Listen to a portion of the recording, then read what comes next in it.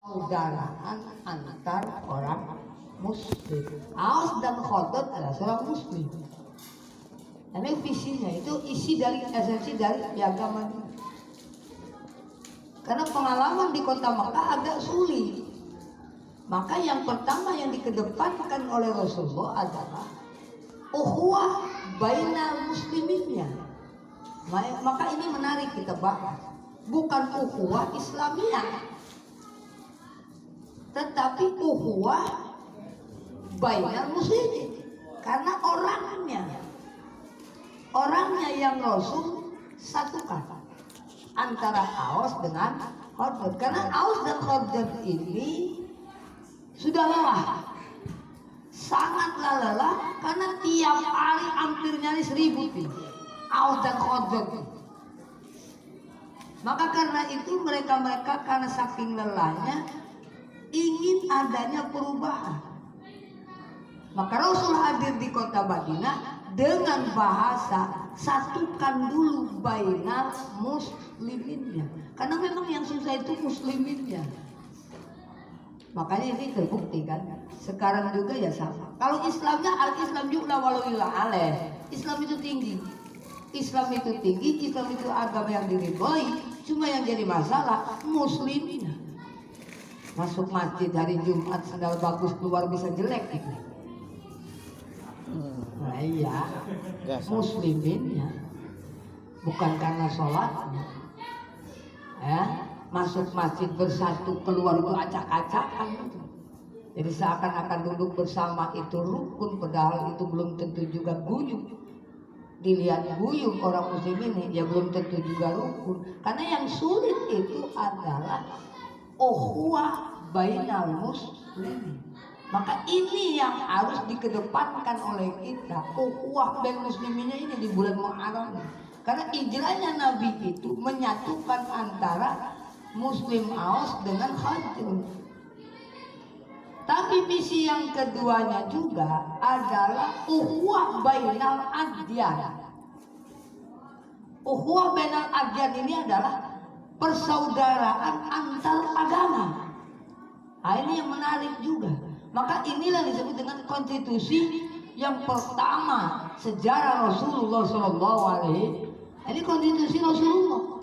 Jadi Rasul pun di sana ada orang Yahudi, Bani Nadir dengan Bani Quraidah, kemudian ada agama Islamnya. Maka poin yang penting yang kedua, ukhuwah bainal adyan, persaudaraan antar agama. Jadi artinya siapapun kalau memang ini Madinah dalam ancaman, maka orang muslimnya, orang Yahudinya, siapapun itu kata Rasul harus bersatu mempertahankan Madinah. Nah, itu yang pertama diterapkan oleh Rasulullah Sallallahu Alaihi Wasallam. Karena Bani Quraidah dan Nadir itu ya itu. Makanya Allah marham Muslim aja berani berangkat ke sana, ke orang Yahudi, sampai ingin membuka diplomasi. Ini intinya mau bainal adyan, ukhuwah bainal adyan. Kenapa? Karena sisi yang lain kan kita sering mendoakan Allahumma sholli ala sayyidina Muhammad wa ala sayyidina wa kama sholaita ala sayyidina Ibrahim wa ala ali sayyidina Ibrahim. Tuh, Ali Ibrahim, keluarga besar Ibrahim. Siapa keluarga besar Ibrahim? Ya Yahudi, apa Nasrani. Itu didoakan. Bahkan di surat Al-Isra, asa rabbukum ayyarhamakum wa in udtum udna. Al-Isra, mudah-mudahan Allah Tuhan kalian merahmati. Ini doa yang diajukan dalam surat Al-Isra untuk orang-orang Bani Israil. Karena memang kalaupun kena, kita harus tetap berdoa. Nah ini awas ini. Sama dengan waktu Firaun dengan Nabi Musa. Nabi Musa bahasanya apa? Wassalamu ala man ittaba'an huda. Keselamatan bagi orang-orang yang mengikuti hidayah Ya itu sebuah doa, karena ukhuwah bainal adani itu penting juga. Jadi poinnya kehidupan kita ini sebetulnya dalam mempelajari pemahaman agama itu ujungnya dua. Bainal musliminya mesti erat, bainal adjannya pun mesti erat. Kenapa? Karena memang pada dasarnya semua itu dikembalikan kepada diri kita. Kemarin kalau kita kembalikan kepada kajian awal Nasrul Ibad, inti dari pelajaran agama itu dua. Pertama, mengagungkan Allah. Yang kedua, merahmati, menyayangi makhluknya. Nah, ini sebetulnya. Dari poin yang kedua ini kita harus betul-betul sayang terhadap makhluk Allah. Nah ini yang susah. Ini yang susah. Orang belajar agama bukan malah kita lebih solid, lebih menghormati, bahkan yang masuknya adalah menjustis dan menghakimi. Nah ini yang sulit. Ya kan kemarin itu kenapa ada bahasa anfa'ul linnas dengan yang lebih buruk? Manusia itu yang paling utama kata Nabi dua perkara di diri manusia itu dua, iman kepada Allah dan bermanfaat kepada orang muslim. Tetapi di sini dikatakan lagi bahwasanya yang terburuk itu adalah musyrik kepada Allah dan membahayakan orang muslim. Nah ini, apapun itu alasannya, nggak bisa, tidak bisa dibenarkan. Nah maka kita ini poin pentingnya yang pertama adalah kita mengkaji ini, mulai lagi dari Hijrah Muharram. Belajarlah agama untuk betul-betul mengerti bahwa rahmat Allah itu luas. Kita mempelajari agama ini, kita memahami agama ini, kita ibadah kepada Allah ini, agar kita mengerti bahwa rahmat Allah itu luas. Jadi supaya pikiran kita ini bagus. Ada orang yang belum sholat, kita berpikirnya oh iya, barangkali dia sekarang enggak, besok iya kan. Nah, ini yang susah. Ini yang susah. Kalau ini semua bisa nih, cuma 2 poin doang, ini jadi wali orangnya. Kalau orang udah punya sifat begini, wali Allah. Karena nggak ada buruknya, nggak ada dengkinya, dan inilah yang dikatakan dalam penduduk surga. Penduduk surga itu adalah penduduknya yang tidak punya kedengkian, yang nggak ada dengkinya, baru itu pantas masuk nominasi surga. Karena di surga tidak ada kedengkian. Makanya Nabi nggak dengki sama Abu Jahal, nggak marah sama Abu Jahal. Rasul nggak marah sama Khalid bin Walid. Kalaupun waktu itu di Jabal Uhud, beliau atau mereka itu adalah jenderalnya. Tapi nyatanya di ujung-ujung itu pun menjadikan muslim. Karena memang kedengkian ini yang merusak segala-galanya. Nah ini yang jadi masalah kita. Tantangan kita saat ini adalah membersihkan hati. Bagaimana supaya kita punya perasaan rahmat Allah itu luas, sangat luas. Contoh begini, ini sudah dibuktikan oleh Allah. Kalau kita lihat zaman Nabi Musa lagi, coba lihat bagaimana pertarungan Musa dengan tukang sihirnya. Awalnya tukang sihir ini waduh, keras menolak. Oke, sampai ada transaksi antara tukang sihir dengan Firaun. Oke, kalau saya menang, Anda mau kasih apa? Itu tukang sihir. Anda mau kasih apa? Kata kepada Firaun, kamu akan menjadikan tangan kananku, kamu akan menjadi kerabatku, orang terdekat. Deal ya, deal. Itu dibuat perjanjian untuk melawan Nabi Musa. Tapi hidayah begitu cepat. Ketika terjadi pertarungan, yang kalah adalah tukang sihir Firaun. Dia tidak gengsi, dia tidak dengki, malah wa ulqiya saharatu sujada wa qalu amanna bi rabbi Haruna wa Musa. Itu di surat Toha. Ketika tukang sihir itu menerima kalah, dia sujud sambil mengatakan amanna bi rabbi Haruna wa Musa. Kami beriman terhadap Tuhan yang Harun dan Musa.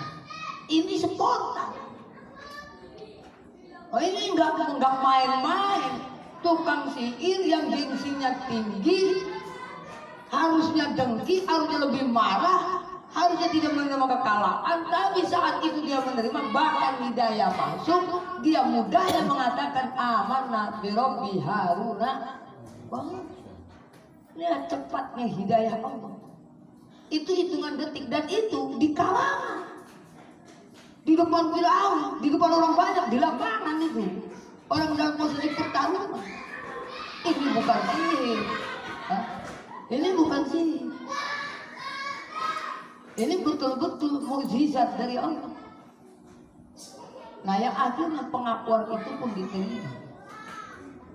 Tapi tantangannya, Fir'aun bilang apa? Qala amantum lahu qabla an adana lakum. Apakah kalian beriman kepada Musa?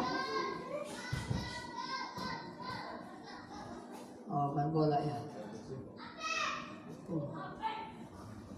Istirahat dulu main bola.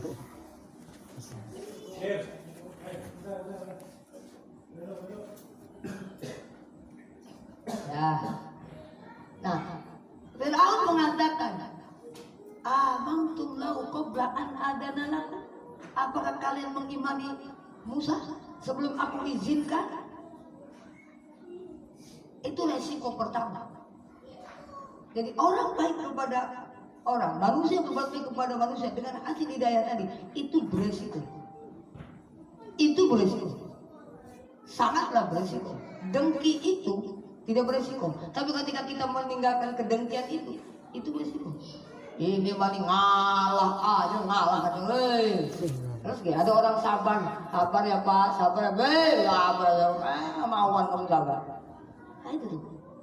Makanya ini langsung tuh drop langsung mengatakan aman.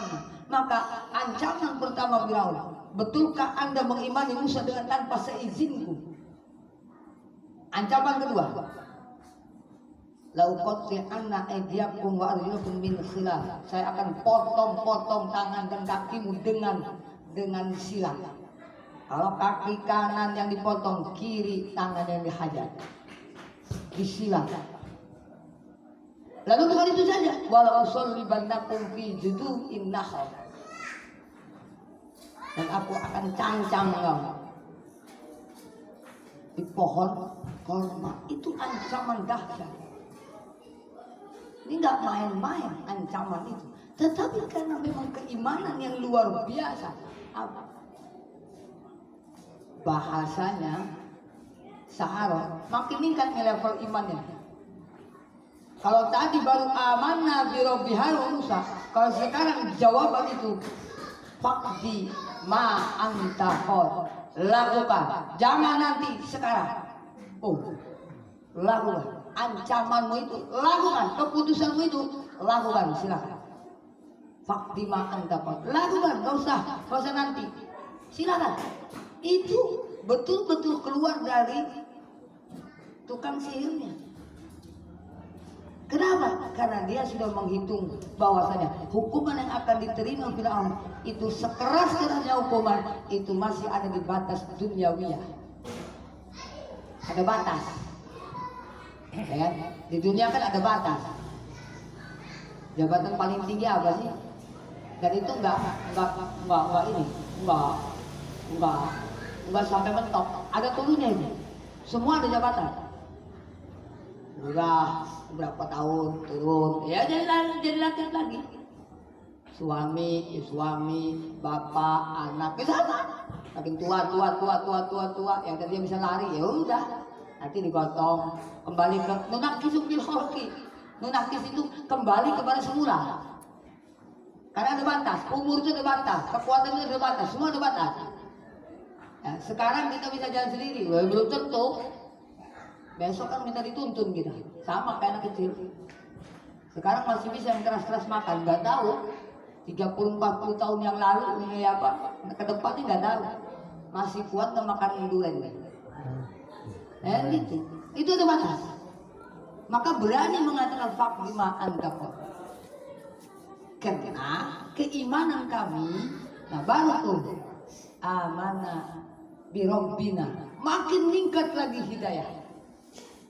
Makin nih, makanya fase hidayah, kekuatan keimanan itu, kalau kedengkian itu sudah tidak ada, itu akan makin meluncurnya dasar tuh keimanan. Makin mantap itu. Karena ya tadi sudah betul-betul berpikirnya berpikir bersih. Nggak ada itu pikiran kotor. Nggak ada itu pikiran dengki, iri, sombong, enak, apalagi lah. Nah itu nggak ada itu. Nah itu yang perlu kita bersih nih di hijrah tahun ini nih 1442 nih. Cobalah berpikir dengan pikiran yang baik, ya. Berpikir yang baik. Nah ini bahasa begini bukan tidak beresiko, sangat beresiko. Tapi karena dia yakin kami beriman ini katanya untuk supaya Tuhan kami, Allah itu mengampuni dosa-dosa kami. Tuh, beda kalau tadi ma'amanna birabbi Harun wa Musa. Untuk yang kesekian kali orang-orang tukang sihir ini mengatakannya Tuhan kami. Tuh, sudah levelnya sudah meningkat. Nah ini subhanallah ya. Nah, maka bainal muslimin dengan beradjannya ini yang kita kembangkan. Mulai dari diri kitanya. Nah ini yang kotor-kotor ini mesti disingkiri. Nah, caranya apa? Caranya bagaimana? Satu, la ilaha illallah. Ya, habis sholat lah itu obat itu. Ala bidzikrillah tatma'innul qulub. Supply ini nih, suplemen hati ini. Karena nggak ada lagi obat itu. Makanya kenapa ya orang marah ya. Coba istighfar gitu, nggak bakal mempan. Saya juga tahu astagfirullahaladzim. Orang itu istighfar bukan malah setan rumah, malah ngengkeng setan. Karena setan sekarang pintar emang yang baru istighfar nggak bisa setan orang 30 juz apal. Setan milenial ya. Gak main-main, bener lebih. Baca ayat kursi, ikut orang yang kesulitan juga bisa itu mah. Ini apa nih? Benar. Jangan main-main nih, karena memang suka di kedengkian ini dia bersembunyi. Makanya di koreknya sama kita agak sulit. Bahasa hadisnya mah akan membakar kebaikan seperti membakarnya api dalam kayu bakar. Karena habis digeromoti itu. Nah tumbuhnya apa dengki itu? Brutal, sombong, mau dengki. Rabbana ighfir lana wa li ikhwanina alladziina sabaquna bil iman. Wala taj'al fi qulubina ghillan lil ladzina amanu rabbana innaka ra'ufur rahim. Itu doanya. Jangan tinggalin itu doa. Rabbana ighfir lana wa li ikhwanina alladzina sabaquna bil iman wala taj'al fi qulubina ghillan lil ladzina amanu. Ya Allah, jangan kau jadikan hati kami dibenci, dongkol, seneng nih wong muslim, nih wong mukmin. Gil, takutnya timbul. Iya karena nggak boleh. Enak kalau orang muslim itu nggak boleh. Wih, kalau pun tukang maksiat, kita mah enak lihat ini. Nggak bisa. Orang enak gitu. Kalau kekelakuannya, ya. Bedain anjing itu najis, iya, tapi jangan kamu benci anjingnya. Nah itu kan yang susah. Orang lihatnya enak, wih, bukit. Itu beda itu. Anjing itu haram. anjing itu najis, ya itu hukum. Tapi jangan karena hukum najis haram lalu kita sewenang-wenang memperlakukan anjing. Anjing lagi ini tidak tibuk, tetap dosa. Karena keharaman dan kenajisan anjing bukan berarti halal untuk kita pukul. Awas itu, jangan salah paham. Cuma kan kadang-kadang enak timbulnya, kurang ajar doang. Karena takutnya kita kan benar diancam enggak kan gitu. Ya itu kan contohnya asal kafir, itu buktinya. Kalau orangnya baik, niatnya bagus, anjing malah ikut ke asal kafir, malah masuk surga. Satu-satunya anjing di dunia itu anjingnya asabul yang namanya kitmir. Nah, kitmir itu masuk surga. Asabul kafir tidur, anjing ikut tidur. Itu masuk. Ya, dia adanya di pintu goa. Kata sama ikut wa hum qudu wa qalu dzatan yamin wa tasmal wa qalbuhum basitun dhira'ain bil basid. Tapi tolak kalau tapi dirona wala mulit kami lupa. Kalau orang lihat takut. Karena di depan goanya, di mulut goanya si kakek anjingnya di depan dia gitu. Jadi seakan-akan nggak kelihatan tidur, jadi seakan-akan menjaga, lalu dia tidur 300 hampir 300 lebih tahun. 300 tahun. Nah, itu pelajaran terbesar. Karena memang itulah kesuksesan Rasulullah SAW dalam berhijrah.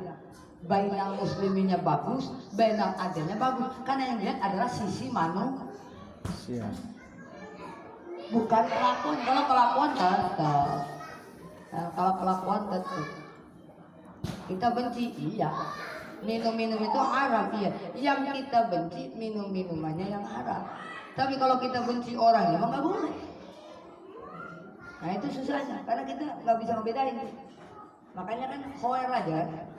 Ada umpama orang innalillahi wa inna ilaihi raji'un. Ada kabar, mabok itu mati. Ada temennya, kayak mantan albat khoer, temennya, khoer orang saya selamat alhamdulillah. Gimana khoernya? Nggak tahu, mesti khoer aja. Jangan ragu itu loh. Khoer apa bobo?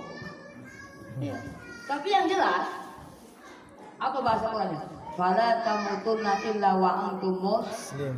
Itu khoer, dia mati dalam keadaan muslim. Sehingga dia disolatin itu khoernya, sehingga dia dikubur itu khoernya, sehingga dia ditahlilin itu khoer. Lalu di mana buruknya? Enggak ada. Jadi jangan begitu. Enggak lah, saya mau komen. Mau ngomong ah. Khoer ausar. Iya, dorak. Itu dosa. Katakan khoer. Berarti itu berprasangka baik. Adapun itu konsekuensi siksaan, yaitu individunya, itu pribadinya. Kita mah hanya seorang muslim harus ukhuwah bainal muslim. Orang yang bunuh diri udah nggak usah disolatin, haram, waduh. Itu baik, itu ada tuh sampai yang begitu. Itu jangan di sini, gitu yang sini. Itu mah apa itu? Itu mah melampaui dari takdir Allah. Udah nggak bisa. Bunuh diri dengan nyolatin berbeda. Awas, bunuh diri dengan nyolatin berbeda. Bunuh diri itu dari per individunya. Nyolatin mah bukan yang wajib, yang mayitnya, yang hidup yang wajibnya. Makanya disebut fardu kifayah. Ya urusan dia mau gimana ya terserah. Yang penting kita mau ngurusin kalau ada mayit mesti disolatin. Udah biar disolatin gancang dikubur. Beres. Jadi jangan memilah dan memilih. Makanya jangan kaget orang tukang maksiat, orang mabuk matinya hari Jumat wajar. Kalau jangan kaget, hak Allah kok. Bagus. Berarti pilihan Allah. Siapa tahu waktu mabuknya dikir. Iya kan positif thinking lah. Dalam hati. Nah, siapa tahu. Waktu sakatul maut dia bilang, la ilaha illallah, umpama itu mana? Saking kagetnya kali kan subhanallah, gitu ya salah. Itu positif thinking ya kan begitu. Selama itu memang muslim. Kalau bukan muslim ya wis.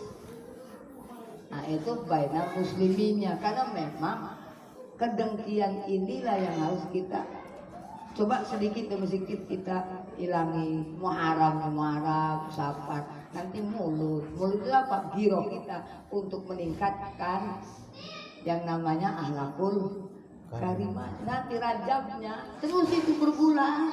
Ini Muharram nih, harus ada pergeseran. Jangan enggak, waduh. Nah ini, makanya doanya tuh, Rabbana ighfir lana wa li ikhwanina alladzina sabaquna bil iman wa la taj'al fi qulubina ghillan lil ladzina amanu Rabbana innaka ra'ufur rahim. Ya Allah, ampunilah dosa-dosa kami. Rabbana ighfir lana wa li ikhwanina, dan bagi saudara-saudara kami yang telah mendahului kami. Nah, yang hidupnya kita doain, yang sudah matinya kita doa. Subhanallah ini. Yang matinya dihargai, yang hidupnya masih kita hargai. Yang hidup kita doain ampunan, yang mati kita doain ampunan, yang masih hidup jangan ditempatkan hati kami ini hati yang dong. Enak senap apa lagi? Macam-macam tuh. Nah ini yang mulai hilang. Nah ini yang mulai hilang. Ini yang mulai hilang. Bainal muslimin ini udah beda sedikit, langsung ribut. Masya Allah, nah ini awas. Tetapi kita harus punya prinsip. Nah, kita harus punya prinsip, kita harus punya perteguhan bahwasanya kita ini harus betul-betul mengedepankan etika, mengedepankan adab. Karena memang kita ini hanya manusia yang diperintahkan oleh Allah, yang menentukan adalah Allah. Kita hanya menyampaikan urusan kesananya, maka putusan dia sudah pasrah. Bismillah tawakkaltu ala Allah, la haula wala quwwata illa billahil aliyil azim. Itu bainal muslimin, ukhuwah bainal muslimin, ukhuwah bainal